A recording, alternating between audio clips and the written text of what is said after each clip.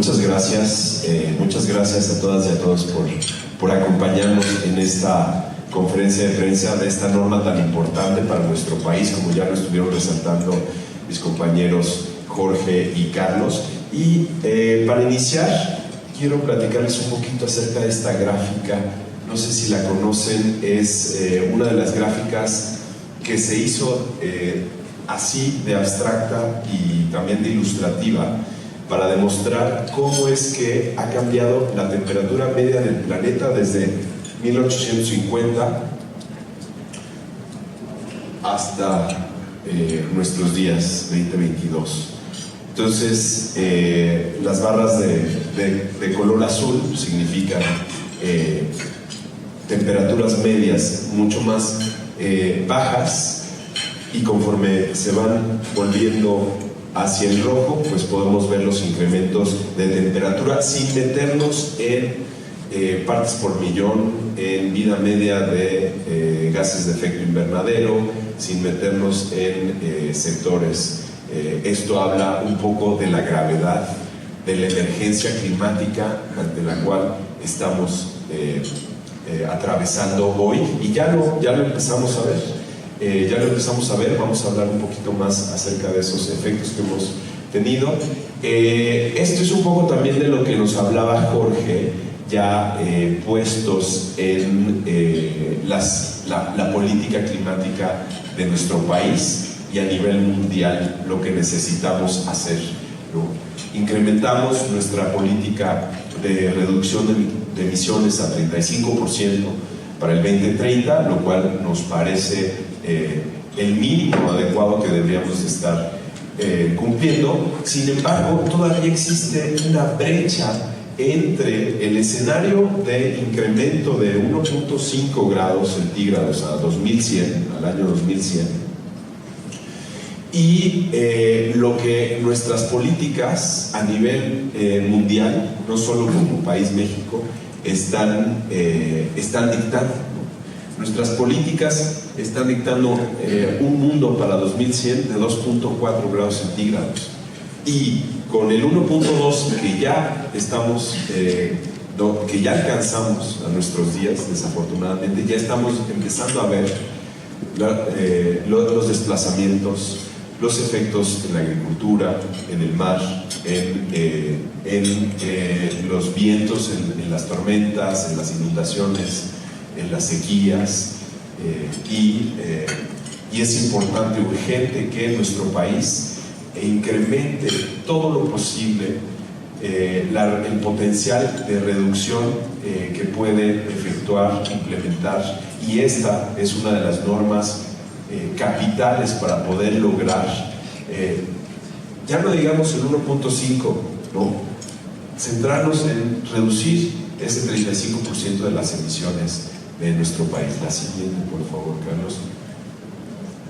Y para hablarles un poquito del potencial verdadero que tenemos, quiero mencionarles aquí un histórico, un muy breve histórico desde antes de la pandemia, digamos, para tener no sesgarnos con que los números pudieron haber sido afectados por el periodo de la pandemia. Tenemos la producción para los años 2019 a 2022, todos dentro del orden de arriba de los 3 millones, en 2019 pues casi cerca de 4 millones, y tenemos la exportación, y ahí hay un asterisco, porque no es el total de exportación de la industria automotriz, sino se trata de la exportación a mercados debidamente regulados, como los que vimos en la gráfica que nos mostró Carlos.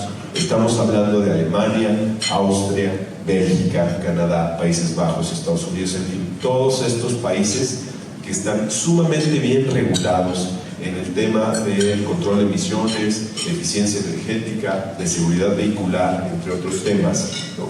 Y esto representa el 81% de lo que nuestro país está produciendo. ¿Qué quiero decir con esto?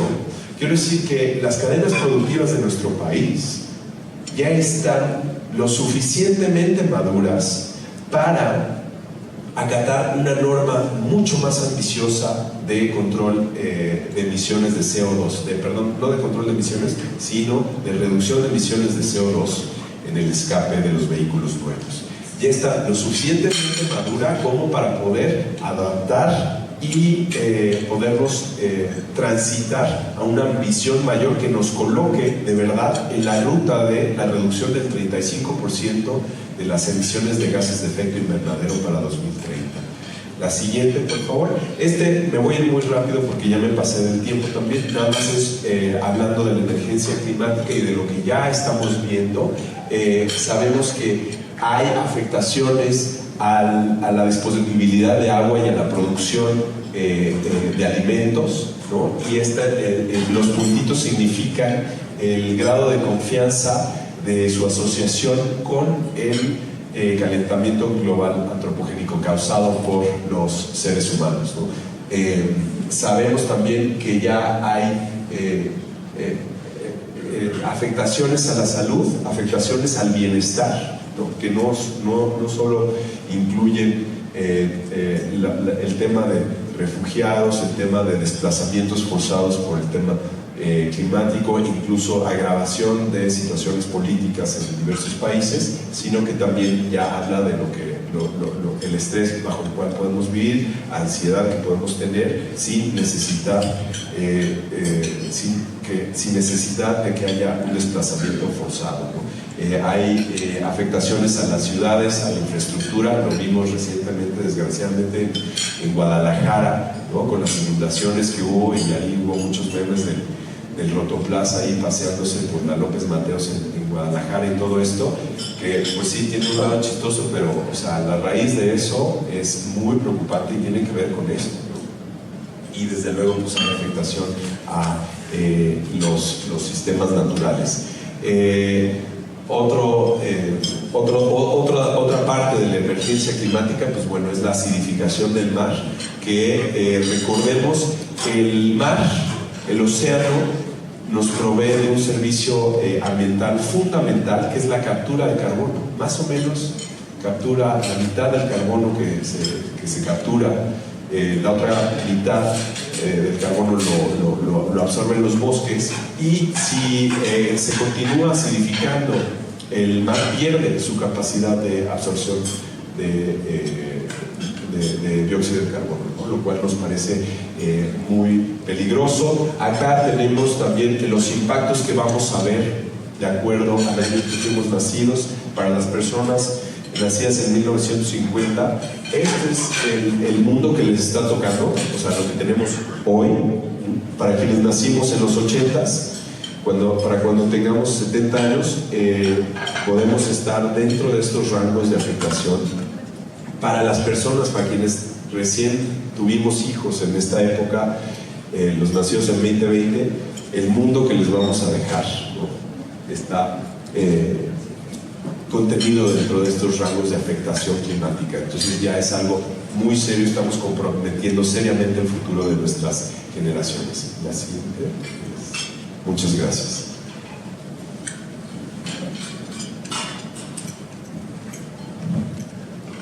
Muchísimas gracias, Stefan, por poder compartirnos de manera también tan clara y detallada cuáles son los efectos que estamos viviendo por la gran cantidad de emisiones y acumulación de dióxido, de gases de efecto invernadero, y las implicaciones de esta norma sobre nuestro país y nuestros compromisos. Entonces, ahorita ya para cerrar, le voy a pasar la palabra a Felipe Romero de Senda, y quien nos va a compartir su visión desde su organización. Adelante, Felipe. Sí, muchas gracias. Pues un poquito hablar desde la perspectiva del derecho, desde la perspectiva legal, de cómo desde la oficina, desde el Senda, vemos esta situación, cómo hemos visto este proceso de modificación de esta norma, que nos parece muy relevante. Primero decir que estamos hablando de la posibilidad de que una norma oficial mexicana, que es la que ya han comentado los compañeros con las especificaciones técnicas que han comentado, pues cuando hablamos de esta modificación estamos hablando invariablemente de derechos también, ¿no? Desde esta perspectiva nosotros vemos primero que la parte que está en juego tiene que ver con los derechos ambientales, ¿no? Con el derecho a un medio ambiente sano y con otros derechos que nos parecen muy muy relevantes. Y primero decir que cuando nosotros hablamos de la defensa o de la protección del medio ambiente, muchas veces pensamos en las obligaciones de las autoridades, pero en realidad la protección del medio ambiente corresponde a todos, ¿no? A también autoridades, pero también a personas, organizaciones, colectivos, comunidades, hombres, mujeres, etcétera, ¿no? Entonces creo que eso es muy importante, y a partir de eso creo que también se abre, si es responsabilidad de todos la protección, pues se abre esta posibilidad de participar en las diferentes formas en que se puede proteger el medio ambiente. Entonces señalar esa parte, ¿no? Y eso. El segundo punto que nos parece importante es que cuando hablamos de la modificación y de la aprobación de una norma oficial mexicana, pues de acuerdo a la legislación, este proceso, este procedimiento tiene una naturaleza democrática, es decir, que nos compete a todos, no solo a las autoridades, reitero. Entonces, un tercer punto que me parece que es importante también es que existen ciertos derechos que le llaman derechos de acceso que nos permiten acceder a otros derechos, y en este caso, en este proceso de modificación de las normas, es sumamente importante, o son sumamente importantes los derechos de acceso a la información y a la participación ciudadana. Y es ahí donde nosotros queremos entrar, ¿no? Porque estamos hablando de que actualmente las autoridades han impulsado un proceso para modificar una norma oficial mexicana que tiene que ver con la emisión de gases contaminantes en el aire, y tiene que ver también con la información que las autoridades abren, entregan o difunden en este proceso, y con los mecanismos de participación que igualmente las autoridades implementan para que esta modificación sea a través de un proceso, de un procedimiento abierto y que permita a todos los interesados, incluyendo organizaciones, científicos, científicas, que puedan participar y emitir una opinión. Entonces estamos hablando de todo este proceso que implica y que tiene mucha relevancia los derechos de acceso a la información y la participación. Entonces, señalar estos tres aspectos que me parecen como un preámbulo para tener en cuenta en el proceso actual. Entonces, otro aspecto que quiero mencionar tiene que ver con cuáles son los antecedentes o qué ha pasado en este proceso de modificación. Primero, señalar que desde junio de 2013, en el Diario Oficial de la Federación, las autoridades publicaron la norma 163, y esa es la que hasta la fecha está vigente. En 2018, después, las autoridades implementaron un procedimiento para modificar esta norma y para actualizarla. Para eso, las autoridades abren un proceso, un tiempo, un momento para recibir comentarios y observaciones de todos los interesados. Y bueno, después de recibir los comentarios, la autoridad creó un grupo de trabajo, el cual sesionó entre 2019 y 2021. Un tercer punto es que después la Semarnat y la Secretaría de Economía en 2023 publicaron un proyecto de norma, el cual señalando que algunas organizaciones participaron en él, lo cual no fue así. Entonces me parece que es importante señalarlo, y actualmente estamos en este proceso de modificación, sigue abierto. Las autoridades ya han recibido comentarios y observaciones acerca de este proyecto de modificación, y lo que ahora se espera es que las autoridades tomen en cuenta esas opiniones que les han llegado de parte de otras organizaciones, científicos, académicos, de todos los interesados. Entonces, es en ese momento en el que nos encontramos actualmente. Bueno, ¿qué implica todo eso o qué riesgos estamos identificando a partir de esos hechos? Primero, señalar que existe un par de riesgos, ¿no? Uno que tiene que ver con cómo se están garantizando los derechos de acceso a la información y los derechos de participación ciudadana, que son sumamente relevantes en estos casos. Señalar que existen diversos mecanismos, diversos tratados internacionales, incluso precedentes que ha sacado el Poder Judicial, incluso la Corte ya ha señalado varios aspectos, pero señalar que en todos estos instrumentos se ha hablado y es muy contundente que en estos procesos de creación de las normas, de creación y de modificación, debe tomarse en cuenta la mejor información técnica y científica disponible, y que en la medida que haya información técnica, científica, se puede trabajar desde una perspectiva de precaución. Además, hay antecedentes, ¿no? Ya en un caso muy similar, la Corte ya ha señalado que en el caso de una norma que publicó la CRE, la Comisión Reguladora de Energía, la CRE por sí misma publicó esa nueva norma, y lo que la Corte le dijo fue que no puede ser una sola voz, una sola perspectiva la que modifique una norma oficial mexicana.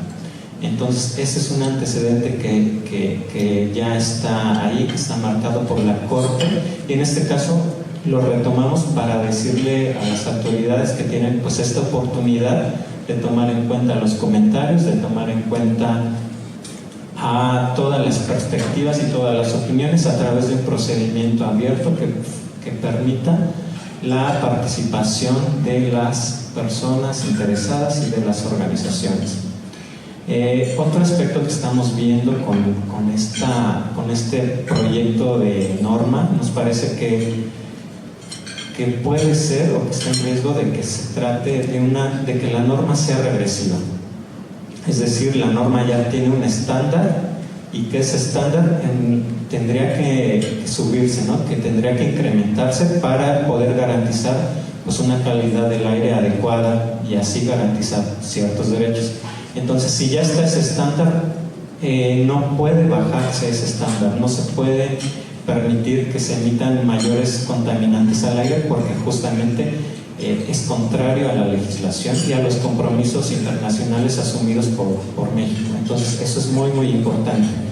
Y en ese marco pensamos que estamos muy, muy a tiempo de corregir el camino, de que las autoridades implementen procesos abiertos, procesos de modificación de estas normas abiertos, que permitan la participación en la mayor medida de las organizaciones y de todos los actores posibles, y que bueno, que en este caso particular se tomen en cuenta los comentarios, todos los comentarios y observaciones que se han vertido en este proceso. Entonces, nos parece que por ahí va nuestra opinión desde el aspecto legal, y bueno, de mi parte sería todo. Gracias. Muchas gracias, Felipe. Y pues bueno, sí quiero resaltar esto que me parece fundamental sobre los distintos derechos que aquí están pues planteándose, ¿no? Y que se deben de respetar, y pues bueno, sobre todo cuidar pues la participación ciudadana, y que para la consideración de las modificaciones que todavía se pueden realizar, pues que tomen la mejor información técnica y científica disponible, ¿no? Edificios de México.